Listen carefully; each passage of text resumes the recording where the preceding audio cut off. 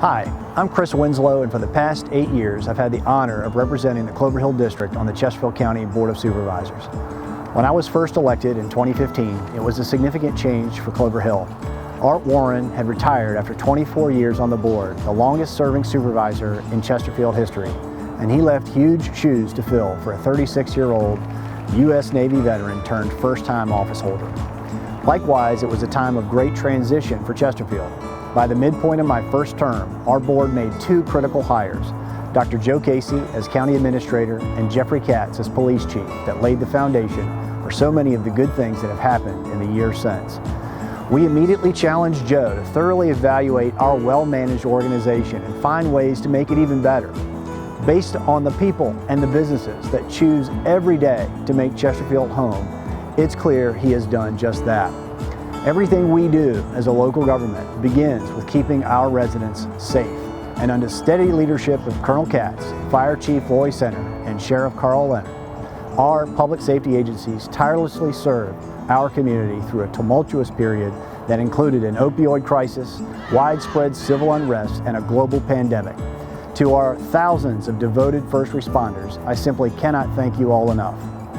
I'm equally grateful to County Administration and the leaders and staff in our many departments for the first-class service you provide to our citizens every day. It's overwhelming to think of everything we've accomplished together. We opened 10 new schools, many of which have breathed new life into older neighborhoods, as well as 2 fire stations, a library, and a performing arts center. And there are many more on the way to meet the needs of our vibrant, growing community. We dedicated the future Enon Library in memory of the late Dr. Wyatt T. Walker, a giant of the civil rights movement who relocated to Chesterfield with his wife after retiring from the ministry. We secured and committed hundreds of millions of dollars for transportation projects, including the first phase of the Powhite Parkway extension, the Woolridge Road extension, Chesterfield's section of the Fall Line Trail, a dedicated sidewalk construction fund, and other projects that will have an enduring, profoundly positive impact on our quality of life. Through creative thinking and collaboration with our nonprofit partners, we've begun to create safe, stable, affordable housing opportunities for our low and moderate income residents. In recognition of severe staffing challenges for schools and public safety agencies, we allocated historic funding for new pay plans that have already produced positive results in the recruitment and retention of teachers, police officers, firefighters, sheriff's deputies, and other key frontline employees. We also made an unprecedented local commitment to mental health funding, providing greatly enhanced services to our residents in crisis. To help pay for these significant public investments and alleviate the tax burden on our homeowners, our economic development team has relentlessly pursued commercial projects that are invigorating and diversifying our local economy.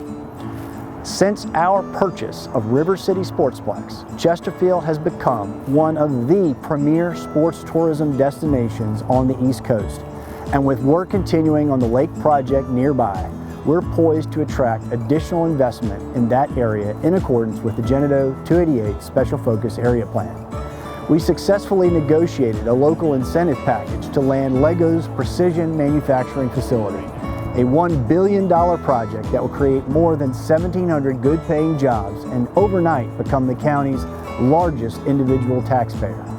And like a prior Board of Supervisors did more than 30 years ago when it acquired the land that would become Meadowville Technology Park, we have positioned the county to capitalize on future economic development opportunities by acquiring the Upper Magnolia Green property.